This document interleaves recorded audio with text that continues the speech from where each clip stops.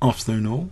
I'd like to show you this afternoon an extremely sweet, notable game of British Grandmaster David Norwood, who we've recently seen an absolutely brilliant game on this channel, which I called an Immortal. I would say this is a highly notable game, and it's up to you if you would like to call it an Immortal game or not. It was against Alexander Maier in the Netherlands, 1989. Norwood kicked off with d4. Norwood, by the way, has 2-0 and 1 draw against Vichy Anand, so he's one of those British Grandmasters with a plus score against the current world champion.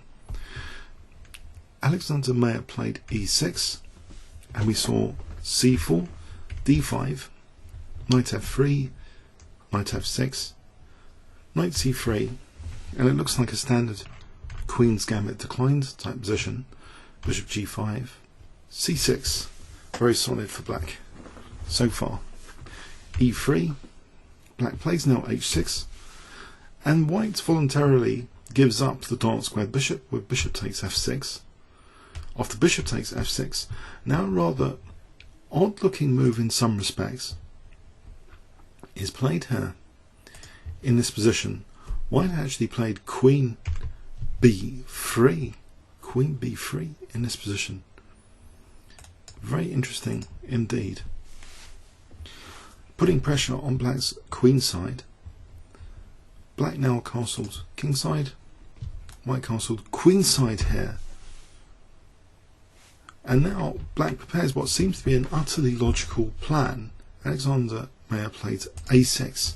So his idea is to play b5 and cause white an issue, really, as we're going to see, after h4, which looks like a good aggressive move. If only g4 and g5 to follow, that makes use of that bishop takes f6. That g4 is also possible to follow up here.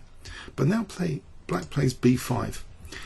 And here we can say that to take is almost a mistake either way, because it really helps black from a Steinitzian perspective in accumulating some sort of advantage. For example, if cd, e takes d, and we've just helped the bishop here go to f5, a very nice square indeed, and we've given black some other parts. Let's put on Gambit here, but I believe black stands better. Even bishop d3 though, you might think, okay, depriving the bishop has got scope though, so maybe bishop g4 is a reasonable move for black, or carrying on with a5. So that helps black, really, that capture, and taking on b5 also helps black in a way, because not knight takes b5, pardon me, because we've just opened up the rook, and black's got attacking prospects now to carry on. Maybe something like bishop e7 and b4, driving the knight back, and then queen a5. It looks pretty dangerous. So we have the first surprising twist in this position, that actually this is just completely ignored. David Norwood plays g4. He goes on with his own attack, giving black a pawn, but how does black want to take this pawn? If black plays d takes c4, then the queen actually just drops back to c2, and there's an imminent threat of g5 now in this position.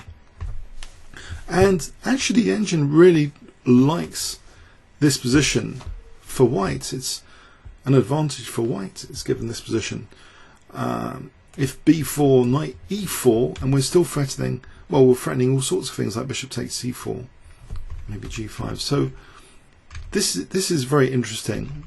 So black took with the b pawn, which promises something else, that b2 is a target if only black can arrange pressure on b2. The queen drops back to c2.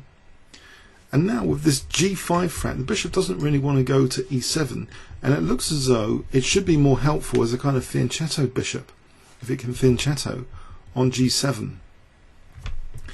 So we see actually g6, and this is one of the things that makes this game very instructive to me from an attacking player's handbook perspective, that white plays now g5, and we have a lot of things working very quickly here. If hg, well, that is played, hg.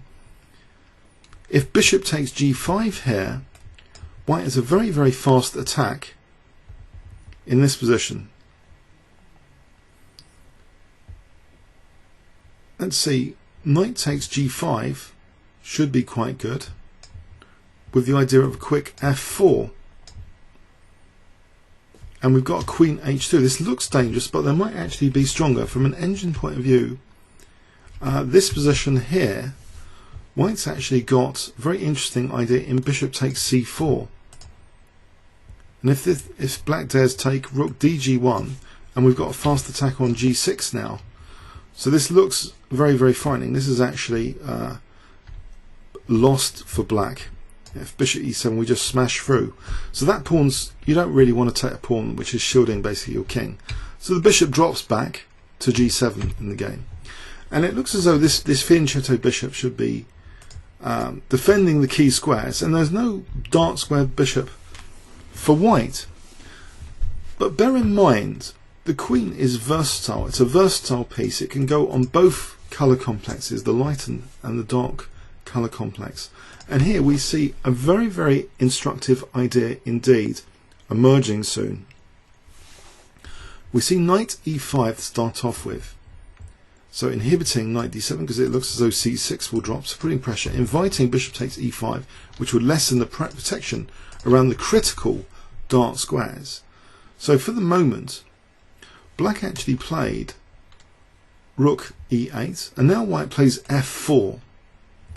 And black now is a bit disturbed with this knight on e5. It is a huge knight. And white's also introduced into the position various ideas like queen h2 or knight takes g6, or building up slowly like this, doubling rooks, and then knight takes g6. So this knight is very dangerous potentially for helping the doubling of rooks here. So black actually decided to play knight d7 to offer the c6 pawn. And the c6 pawn might be useful for black actually for c5 later and cd. It was actually snapped up here. After queen b6, it looks as though, well, at least black's accelerating an attack on b2 for this pawn sacrifice that black's now just made. So knight e5. And okay, white still has potential threats now, like doubling and maybe knight takes g6. This knight's still quite dangerous looking. And also now, there might be the possibility of e4, just trying to undermine this pawn chain as well. So black actually played knight takes e5. And in this position, well, d takes looks bad initially because the queen takes e3 check.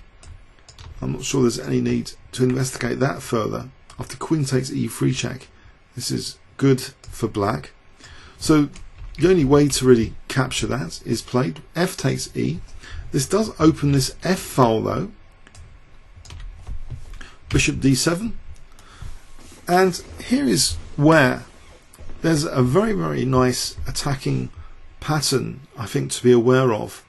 That against the fianchetto bishop, it's not indestructible to save the black king from being mated. Under certain conditions, that is. What are these conditions? Well, we're about to see them very dramatically set up. White plays here queen f2. And this means that rook d2 can be played, and we've got a defensive structure like this. So 2 on b2 here, but black puts pressure on b2 anyway. Rook d2, and now black prepares to treble with rook b7. And then this could potentially be dangerous one day. You could imagine maybe queen a5 later, queen c3 to play rook b1 and rook b2. This pawn could be useful to stop the king escaping. So black dreams of an attack here maybe. But the dreams have to be put on hold with white's very dramatic next move. I wonder if you can spot it. If you might want to pause the video, or if you want to use the next 10 seconds. So starting from now, white play.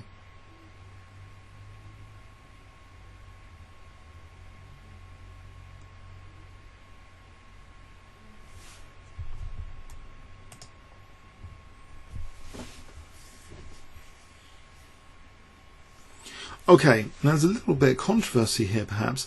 the engine is suggesting something different from the beautiful move that was played.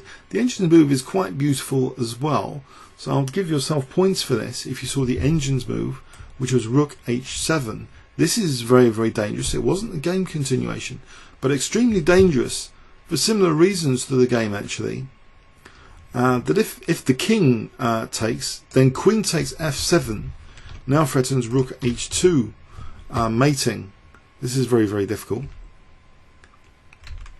And if it's just ignored, then, for example, like this, then taking here is very dangerous indeed. Check. And in this position, rook h2 is going to end up, blacks are going to have to sacrifice the queen here. After takes.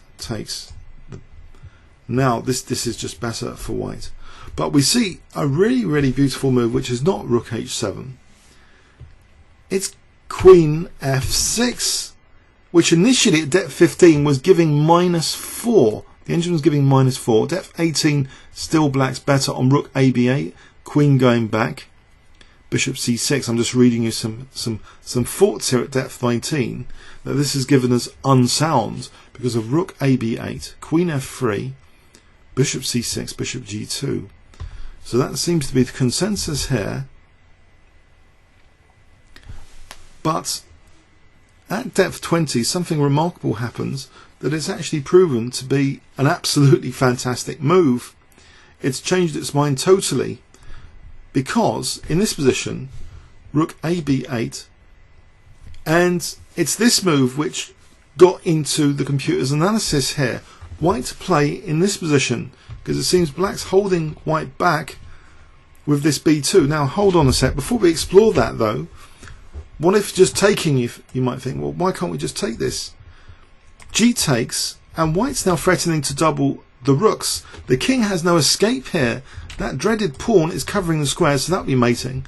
Without the king having an escape, so white's got time to just double here without any distraction.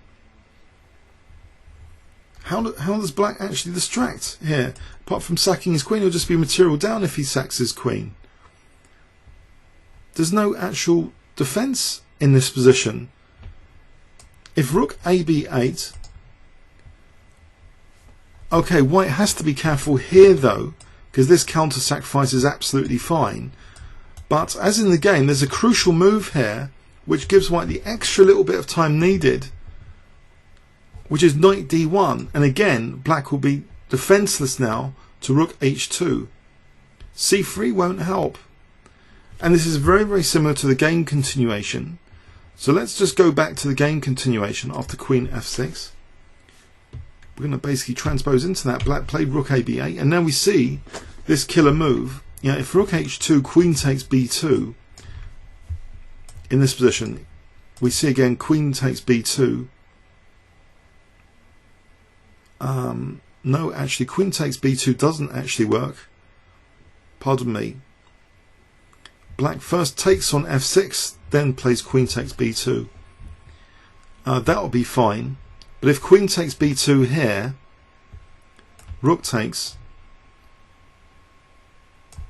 well, white's just going to move the queen back here and be material up. So in this position, actually black plays bishop takes f6, and against the threat of mate on h8 now plays queen takes b2, and black's actually the exchange up here. So if we go back after rook ab8, so basically rook h2 does fall to bishop takes f6. We see the key move now though that the engine struggled with, it seems for some strange reason, knight d1. And this is just all failing now for black. This is just totally all failing. We can try, well, in the game bishop takes f6, but what else? If we try c3, rook dh2, and now we're threatening rook h8 mating. If bishop takes rook takes h8 is mating, and this is a forced mate in 4. This is only temporary inconvenience to take here. King b1, and that's the end of black's attack there. Black's getting mated in 2 with rook h8. So this knight d1 is an absolutely killer part of this attacking combination. The two rooks the queen, and the knight's playing a crucial part, holding black's attack at bay here. Black played bishop takes f6, and after g takes f6, dramatically, a queen down, just faced with a queen up rather. Black's a queen up, just faced with rook h2 though. Black is absolutely defenseless here to this idea. If c3 again, I mean, it's just the same as what we've observed before. This is just hopeless. Black's getting mated on h8. There's no defense here. Black actually in the game just resigned here. Now this attacking pattern actually caught my notice the other day. I was showing this puzzle on the Facebook Sicilian page, and a different player, I wonder if we can load it in. It was Kramnik against Anand, reached a crucial position with two rooks doubled here. Queen takes f4. I'm going to flip the board now. And b takes c6, and this was the puzzle. And I wonder, given the game I've just shown you, if I gave you 10 seconds here, can you spot a winning move for black? So we've got a similar analogous situation of two rooks and a fianchettoed bishop. And black, again, has got no light, well, there has got a light square bishop, but it's nowhere near to help the rooks. But the queen can often act as very useful resource in many such positions where a bishop would have been good. So I wonder if you can spot the move that black played in this position. So this is a game of Kramnik against Vishy Anand, the same tactical pattern. If I gave you 10 seconds here.